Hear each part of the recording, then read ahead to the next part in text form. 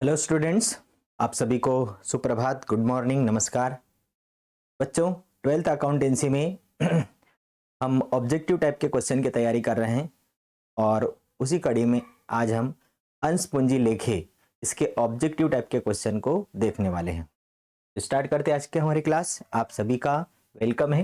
बच्चों, कंपनी लेखे और कंपनी, हमें मालूम है कि कंपनी एक कृत्रिम व्यक्ति है जिसका अपना एक पृथक वैधानिक अस्तित्व होता है और उसकी पूंजी जो होती है वो अंशों में विभक्त होती है। मतलब कंपनी अपनी पूंजी अंशों के माध्यम से इकट्ठा करती है। तो उसी से रिलेटेड अंशों का निर्गमन, उनका हरण, उससे रिलेटेड जो ऑब्जेक्टिव है उसको आज की क्लास में हम देखने वाले हैं। स्टूडेंट देखिए, पहला क्वेश्चन है कि सार्वजनिक कंपनी द्वारा अंशों के विक्रय हेतु जारी किए जाने वाला प्रलेख है।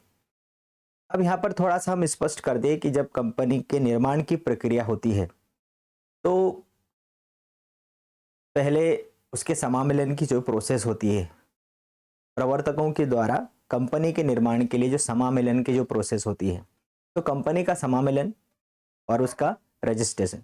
तो समामेलन मतलब समामेलन के बाद में रजिस्ट्रार के द्वारा कंपनी, एक जो प्राइवेट कंपनी है उसको, जो और पब्लिक कंपनी, दोनों का रजिस्ट्रेशन कर लिया जाता है। रजिस्ट्रेशन के तुरंत बाद एक प्राइवेट कंपनी अपना व्यापार प्रारंभ कर सकती है, लेकिन पब्लिक कंपनी को प्रविवरण जारी करना पड़ता है। मतलब अंशों को क्रय करने के लिए जनता को आमंत्रित करना होता है और वो प्रविवरण जारी करने के बाद 90% न्यूनतम अभिधान प्राप्त होता है तो कंपनी आगे अपने व्यवसाय प्रारंभ करने का प्रमाण पत्र रजिस्ट्रार से प्राप्त करती है। अब यहाँ पर वही पूछा गया है कि सार्वजनिक कंपनी द्वारा अंशों के विक्रय हेतु जारी किए जाने वाला प्रलेख कौन सा है। तो एक पब्लिक कंपनी को अपने अंशों के विक्रय के लिए एक प्रलेख जारी करना पड़ता है और वो प्रलेख कौन सा है? प्रविवरण। ठीक है। क्वेश्चन नंबर 2 है, पूंजी का वह भाग जो केवल कंपनी के समापन के समय मांगा जाता है। पूंजी का वह भाग, अब हमें मालूम है कंपनी की जो पूंजी है वो अंशों में बटी हुई है और अंशों में बटी हुई जो पूंजी होती है वो अलग अलग प्रकार की होती है। एक होती है अधिकृत पूंजी, दूसरी होती है निर्गमित पूंजी, तीसरी होती है निर्गमित पूंजी में से फिर याचित पूंजी, याचित पूंजी के बाद प्रदत्त पूंजी, अयाचित पूंजी, संचित पूंजी। ये इस प्रकार से अलग अलग प्रकार की पूंजी के भाग होते हैं। अब यहाँ पर पूंजी का वह भाग जो केवल कंपनी के समापन के समय मांगा जाता है। फॉर एग्जाम्पल कि एक अंश की वैल्यू 100 रुपया है, कंपनी के द्वारा निर्गमन किया जाता है, तो कंपनी जो संचित पूंजी मतलब वह भाग जो कि केवल कंपनी प्रथम जो आवेदन है, आवंटन है, प्रथम याचना, द्वितीय याचना, इस पर नहीं मंगाती और वो केवल कंपनी के समापन मंगाती है। तो ये एक देखिए यहाँ पर 4 प्रकार दिए गए हैं। एक होती है अधिकृत पूंजी। अब मैं आप लोगों को थोड़ा सा एक एग्जाम्पल के माध्यम से समझाता हूं। ये कंपनी के 1000 शेयर हैं और एक शेयर की वैल्यू है 100 रुपया।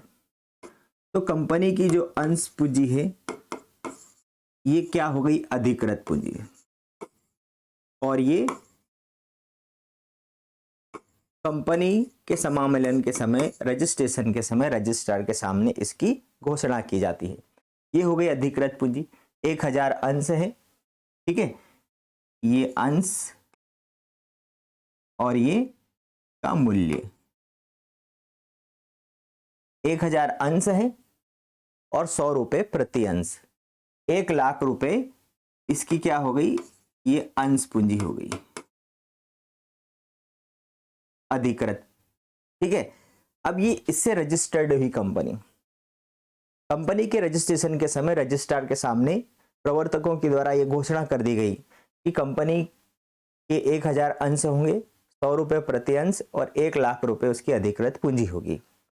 अब उन्हें पैसा चाहिए तो 1000 में से उन्होंने 800 अंशों का निर्गमन किया जनता में खरीदने के लिए। तो ये जो 80,000 रुपए है ये कौन सी पूंजी हो गई?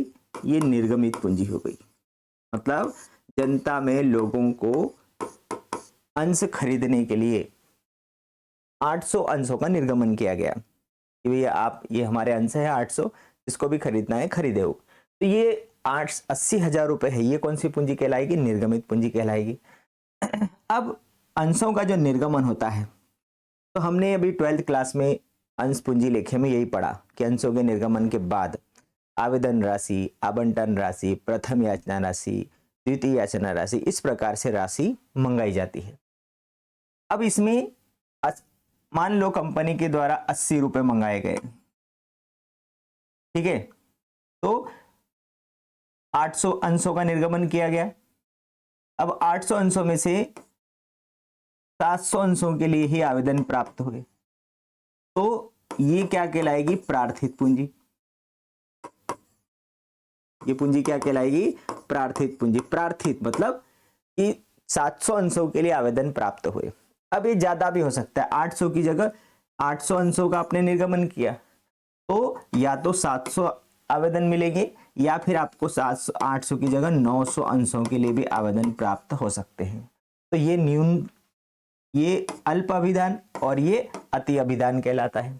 मतलब आपने 800 अंशों का निर्गमन किया, उसकी जगह 700 के लिए आवेदन प्राप्त हुए, ये अल्प अभिधान, और 800 की जगह 900 अंशों के लिए आवेदन प्राप्त हुआ तो अति अभिधान हो जाएगा।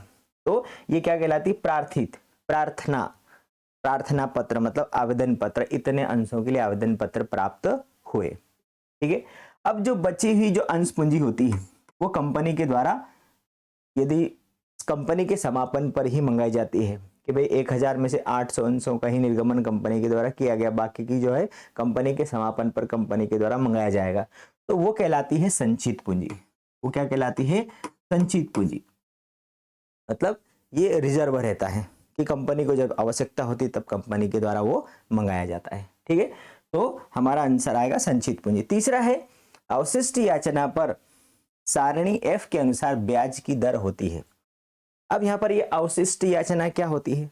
अवशिष्ट याचना, जैसे मान लो कंपनी ने कोई एक व्यक्ति है, उसने कंपनी के 500 अंश खरीदे हुए हैं और एक अंश की वैल्यू है 100 रुपए, तो उसने 50,000 उस कंपनी में इन्वेस्टमेंट किया हुआ है। अब कंपनी के द्वारा 20 रुपए मंगाए जाते हैं, फिर 30 रुपए मंगाए जाते हैं, है ना, फिर 30 रुपए मंगाए जाते हैं, फिर 20 रुपए मंगाए जाते हैं। इस प्रकार से कंपनी 100 रुपए अलग अलग, ये जैसे 20 रुपए आवेदन पे मंगाए, 30 रुपए आवंटन पे मंगाए, 30 रुपए प्रथम याचना पे मंगाए, 20 रुपए द्वितीय याचना पे मंगाए, इस प्रकार से कंपनी 100 रुपए पूरा मंगाती है। अब मान लो एक अंशधारी है, उसने 20 रुपए भी चुका दिए, उसने 30 रुपए भी चुका दिए। अब उसने 30 रुपए की जो फर्स्ट कॉल है उसका पेमेंट नहीं किया, ठीक है। कंपनी के द्वारा मांगा कि भाई आप 30 रुपए प्रति अंश के हिसाब से आप पैसा कंपनी को चुकाइए, लेकिन उसने फर्स्ट कॉल की राशि का भुगतान नहीं किया। अब जितना भी उसका समय जाएगा, सेकंड कॉल जब अगली कॉल आएगी तब तक, तो ये उसने नहीं चुकाया, ये क्या कहलाती है? अवशिष्ट याचना। एक अंशधारी है जिसके पास 500 अंश है, उसने 30 रुपए की फर्स्ट कॉल की राशि का भुगतान नहीं किया, ये अवशिष्ट याचना। अवशिष्ट मतलब ये कॉल इन एरियर। तो अब सारणी F, कंपनी अधिनियम में एक सारणी F है, उसके अनुसार अब इस अवशिष्ट याचना के ऊपर कंपनी के द्वारा ब्याज लिया जाएगा कि आपको ब्याज सहित अब राशि चुकाना पड़ेगी। और वो ब्याज की दर क्या है? तो 6%, 10%, 8% या 5%। तो वो ब्याज की दर कितनी है? 10% प्रति वर्ष की दर से कंपनी के द्वारा इस राशि के ऊपर ब्याज लिया जाएगा। कितनी हो जाएगी ये? 500 अंशों की 30 रुपए के हिसाब से 15,000, है ना। इस 15,000 रुपए के ऊपर वो जितना लेट करेगा उतने उसको ब्याज देना पड़ेगा, 10% वार्षिक के हिसाब से। तो कुल मिला के अवशिष्ट याचना पर सारणी F के अनुसार ब्याज की दर कितनी है? 10% है। हमें एक कंफ्यूजन रहता है, जैसे साझेदारी में जो भी ब्याज की दर कितनी चलती है? 6% चलती है ना, और कंपनी में उसकी जो अवशिष्ट याचना है उसके ऊपर 10% की दर से दिया जाता है। फिर प्रतिभूति प्रीमियम क्या है? तो प्रतिभूति प्रीमियम पहले तो हम समझ ले कि प्रतिभूति प्रीमियम क्या है। तो जैसे एक कंपनी के अंश की जो वैल्यू है, ठीक है, अंश का अंकित मूल्य, अंकित मूल्य मतलब उसकी फेस वैल्यू, वो कितनी है, 100 रुपया है। हमने एक एग्जांपल लिया कि एक अंश की वैल्यू कितनी है, 100 रुपया है। अब कंपनी 100 रुपए के अंश को यदि 100 रुपए पर ही निर्गमन करती है तो ये कहलाता है सम मूल्य। 100 रुपए का अंश है, कंपनी 100 रुपए पर निर्गमन कर रही है, तो कंपनी को ये प्राप्त जो पैसा होगा ये क्या कहलाएगी, अंश पूंजी कहलाएगी। लेकिन उस 100 रुपए के अंश को, अभी कंपनी के दिन अच्छे चल रहे हैं और कंपनी के अंश की ज्यादा डिमांड है, तो कंपनी क्या करती है, अपने एक अंश को 110 रुपए पर निर्गमन करती है। तो उसकी फेस वैल्यू तो 100 रुपए है और उसको 110 पे निर्गमन कर रही है। तो यहाँ पर ये जो 10 रुपया है ये क्या कहलाएगा, ये प्रीमियम पर निर्गमन कहलाएगा, प्रीमियम। तो 100 रुपए ये अंश पूंजी होगी और जो 10 रुपया है ये प्रीमियम राशि होगी। अब ये जो 10 रुपए के हिसाब से प्रति अंश पे 10 रुपए जो मिलेगा वो क्या है, प्रीमियम है। और ये कंपनी के लिए एक प्रकार से क्या है, ये लाभ है ये। और कैसा लाभ है, बड़ी मात्रा में मिलता है, जितने अंश है उतने अंशों पर 10 रुपए प्रति के हिसाब से मिलता है। और इसलिए ये जितना बड़ा लाभ है तो ये क्या कहलाता है, ये पूंजीगत लाभ कहलाता है। प्रतिभूति प्रीमियम पर जो पैसा मिलता है, प्रीमियम राशि मतलब उसके अंकित मूल्य से अधिक जो राशि मिलती है वो पूंजीगत लाभ है। एक कंपनी ने 10 रुपए वाले 20,000 अंश निर्गमित किए, जनता ने 25,000 अंशों के लिए आवेदन प्राप्त हुए, तो ये क्या कहलाता है भाई, 20,000 अंश निर्गमन किए गए और एक अंश की वैल्यू 10, इसका मतलब 2 लाख रुपए आवेदन राशि मंगाई गई। अब 20,000 की जगह 25,000 अंशों के लिए आवेदन प्राप्त हो गया। अभी कंपनी के अंशों की डिमांड है, कंपनी ने तो 20,000 अंश बेचने के लिए निकाले और आवेदन 25,000 के लिए प्राप्त हो गए। तो ये जो 5,000 ये क्या कहलाता है, ये अति अभिदान कहलाता है। क्या कहलाता है, ये अति अभिदान मतलब लोगों के द्वारा ज्यादा इंटरेस्ट दिखाया गया। इसकी जगह यदि ऐसा हो जाता कि 20,000 की जगह केवल 15,000 अंशों के लिए आवेदन प्राप्त हुए, तो ये क्या कहलाता है, ये अल्पाभिदान कहलाता। ये दोनों पॉइंटों को यहाँ पर हम समझ लेते हैं कि कंपनी ने 20,000 अंशों का निर्गमन किया, 25,000 के लिए आवेदन प्राप्त हुआ तो अति अभिदान, और 15,000 के लिए प्राप्त हुआ तो अल्पाभिदान। ठीक है, तो यहाँ पर ये क्या कहलाएगा, अति अभिदान कहलाएगा। इस क्वेश्चन में क्या कहलाएगा, अति अभिदान कहेंगे। अंशों की जब्ती पर डेबिट किया जाता है, तो जब अंशों की जब्ती मतलब अंशों का हरण, तो जब अंशों का हरण किया जाता है तो कौन सा खाता डेबिट किया जाएगा। जैसे मान लो एक व्यक्ति है ए के पास 100 रुपए प्रति अंश वाले 50 अंश है, मतलब एक कंपनी के ए के पास एक कंपनी के 100 रुपए प्रति अंश वाले 50 अंश है। अब उसने कंपनी ने आवेदन पर 20 रुपए मंगाया, आवंटन पर 30 रुपए मंगाया, फर्स्ट कॉल पे 30 रुपए मंगाया और सेकंड एंड फाइनल कॉल पे 20 रुपए मंगाया। इस प्रकार से 100 रुपए को कंपनी ने मांगा। अब कंपनी को ए के पास कितने हैं, 50 अंश हैं, तो उसने 50 रुपए के हिसाब से 1,000 रुपए तो ये पेड कर दिए, कंपनी को दे दिए। कंपनी ने आवेदन राशि मंगाई, अंश खरीदने पर या आवेदन देने पर ही अंश खरीदा जाता है, उसने ये भी भुगतान कर दिया। फिर यहाँ पर 5 दिया 1500, ये भी भुगतान कर दिया, आवंटन मांगा गया ये भी दे दिया। लेकिन जब कंपनी के द्वारा यहाँ पर फर्स्ट कॉल मांगी गई तो ये 1500 रुपए का भुगतान उसने नहीं किया। फिर कंपनी के द्वारा सेकंड कॉल मांगी गई 1,000 की, तो ये भी उसने भुगतान नहीं किया गया। अब इसने फर्स्ट और सेकंड कॉल का भुगतान कंपनी को नहीं किया, तो कंपनी उसके अंशों को क्या कर लेती है, अंशों की जब्ती कर लेती है, मतलब उसकी अंशधारिता समाप्त कर देती है। वे अब आप कंपनी के अंशधारी नहीं रहेंगे, आपको न लाभांश मिलेगा न आप वोट देने के लिए अधिकारी रहेंगे, आप इस कंपनी के अंशधारी नहीं रहेंगे। तो कंपनी के द्वारा अंशों की जब्ती की जाती है मतलब उसने कंपनी को जो पैसा चुकाया है वो पैसा कंपनी के द्वारा जब्त कर लिया जाता है। उसने कंपनी को कितना पैसा चुकाया है, 1000 और 1500, 2500 रुपए जो उसने कंपनी को दिया है, कंपनी उस राशि को जब्त कर लेती है। तो अंशों की जब्ती पर डेबिट किया जाता है। तो अंशों का जब हरण होता है तो हरण के समय हमेशा अंश पूंजी खाता क्या होता है, डेबिट होता है। अंश पूंजी खाता हमेशा क्या होता है, डेबिट होता है। अब यहां पर कितना पैसा मांगा गया, 20, 30, 50, 30, 80 और 20, 100, मतलब 50 अंशों की 100 रुपए के हिसाब से 5000 रुपए ये क्या हो जाएगा, डेबिट हो जाएगा। जब भी अंशों का हरण होगा, एक बात याद रख लो, जब भी अंशों का हरण होगा तो अंश पूंजी खाता डेबिट होता है। ठीक है, तो अंश पूंजी खाता ये क्या होगा, डेबिट होगा। आगे बढ़ते हम। अंशों के हरण का अंशधारी पर क्या प्रभाव पड़ता है, अभी मैंने बताया था कि यदि अंशधारी फर्स्ट कॉल सेकंड कॉल का भुगतान नहीं करता है और कंपनी उसके अंशों का हरण कर लेती है, इसका मतलब कि उसका स्वामित्व समाप्त हो जाता है, उसकी सदस्यता समाप्त हो जाती है, उसको लाभांश का अधिकार नहीं रहता है, मतलब आंसर आएगा उपरोक्त सभी। भाई वो कंपनी का स्वामी भी नहीं रहेगा, सदस्य भी नहीं रहेगा, उसे लाभांश भी नहीं मिलेगा, मतलब ये उसका प्रभाव होगा, अंशों के हरण पर ये प्रभाव होता है।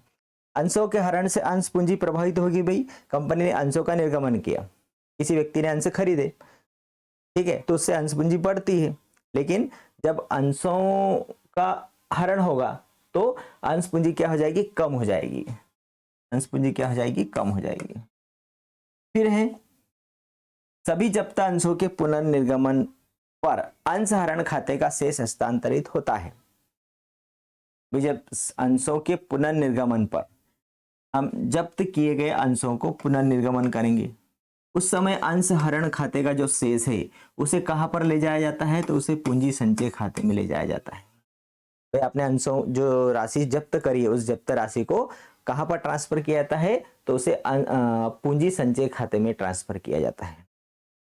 फिर जब्त किए गए अंशों का पुनर्निर्गमन किया जा सकता है। वे आपने जो मान लो 50 या 100 अंशों को जब्त कर लिया गया, अब उन अंशों को फिर से निर्गमन किया जाएगा। तो मान लो उस अंश की वैल्यू 100 रुपए है, ठीक है, तो कंपनी उसे 100 रुपए पर भी निर्गमन कर सकती है, कंपनी उसे 90 पर भी निर्गमन कर सकती है, और कंपनी उसे 110 पर भी निर्गमन कर सकती है। मतलब जब्त किए गए अंशों को ये तीनों प्रकार से, सममूल्य पर भी, प्रीमियम पर भी, कटौती पर भी, मतलब इनमें से किसी भी मूल्य पर अंशों का निर्गमन किया जा सकता है पुनर्निर्गमन पर। ठीक है, फिर है निम्न में से कौन सा कंपनी का लक्षण है, कंपनी की विशेषता कौन सी है, लक्षण मतलब विशेषता। तो कंपनी एक कृत्रिम व्यक्ति है, कंपनी के सदस्यों का दायित्व सीमित होता है, कंपनी का अपना एक पृथक अस्तित्व होता है। इसका मतलब ये तीनों विशेषताएं उसकी है, मतलब उपरोक्त सभी। निम्न में से कौन सी साधारण अंश की विशेषता नहीं है। अब आपको मैं बता दूं कि कंपनी के जो अंश हैं वो दो प्रकार के होते हैं।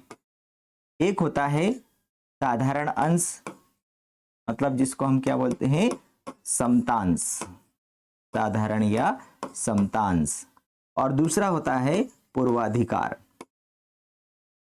पूर्वाधिकार या अधिमान, अधिमानी।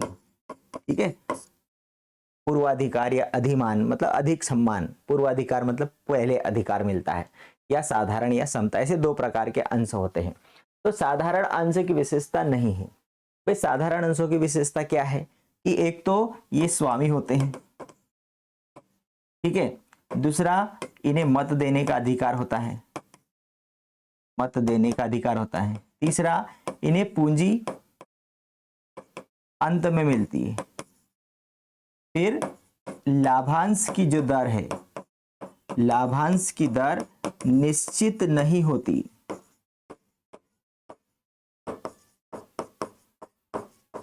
लाभांश की दर निश्चित नहीं होती है, सभी को लाभांश देने के बाद में भी बचा तो इन्हें मिलेगा।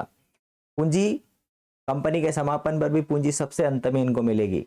हाँ, लेकिन इन्हें कंपनी के मामलों में वोट देने का अधिकार होता है और ये कंपनी के स्वामी कहे जाते हैं। तो यहाँ पर क्या आएगा, लाभांश की दर में परिवर्तन विशेषता नहीं है। ठीक है, तो कंपनी के स्वामी है, ये उसकी विशेषता है। पूंजी की वापसी अंत में मिलती, ये भी उसकी विशेषता है। लाभांश की दर में परिवर्तन, ये भी उनकी विशेषता है कि लाभांश उनको निश्चित दर से नहीं मिलता। लाभांश की प्राथमिकता, ये उसकी विशेषता नहीं है कि साधारण अंशधारियों को लाभांश की प्राथमिकता नहीं होती है, तो ये उसकी विशेषता नहीं है। न्यूनतम अभिदान आवश्यक है, तो न्यूनतम अभिदान अंश कंपनी के द्वारा जब प्रविवरण जारी किया जाता है तो आवेदन राशि मंगाई जाती है। आवेदन राशि मंगाने के बाद में, जैसे मान लो कंपनी के द्वारा 1000 अंशों का निर्गमन किया गया और एक अंश की वैल्यू 100 रुपए है, मतलब इस प्रकार से कंपनी ने आवेदन पर 1 लाख रुपए मंगाए, ये आवेदन पर मंगाए। ठीक है, अब आवेदन राशि कंपनी को करीब 90%, मतलब इतनी न्यूनतम अभिदान मिलना चाहिए। न्यूनतम अभिदान इतना प्राप्त होना चाहिए 90%। 1 लाख का 90% मतलब उसके 900 अंश कंपनी लोगों के द्वारा आवेदन प्राप्त होना चाहिए, तो ही कंपनी आवंटन कर सकती है। मतलब आवंटन के लिए, अंशों के आवंटन के लिए न्यूनतम अभिदान जरूरी है। भाई लोग आवेदन देंगे तभी तो आप अंश पत्र जारी कर पाएंगे, और अंश पत्रों को जारी करना क्या कहलाता है, आवंटन कहलाता है। तो न्यूनतम अभिदान आवश्यक है अंशों के आवंटन के लिए। अंशों के अपहरण किया जा सकता है। भाई अंशों को आप जब्त कब करेंगे, याचना की राशि न देने पर। तो पहला ही आंसर है याचना की राशि न देने पर। फिर है प्रतिभूति प्रीमियम संचय खाता शीर्षक में दिखाया जाना चाहिए। भाई जो प्रतिभूति प्रीमियम संचय है इसे कहां पर ले जाया जाता है, चिट्ठे के कौन से शीर्षक में ले जाया जाता है, तो इसे संचय और आधिक्य के अंतर्गत दिखाया जाता है। फिर ये अंशों का हरण करते समय अंश पूंजी को डेबिट किया जाता है। तो जब अंशों का हरण करते, जैसे मैंने बताया था कि अंशों के हरण पर अंश पूंजी खाता क्या होता है, डेबिट होता है। तो अंश पूंजी खाता डेबिट होता है कौन से मूल्य से, आपने 100 रुपए, एक अंश की वैल्यू 100 रुपए है तो इस मूल्य से। 100 में से अभी तक कंपनी के द्वारा 80 रुपए मांगे गए हैं तो इस मूल्य से।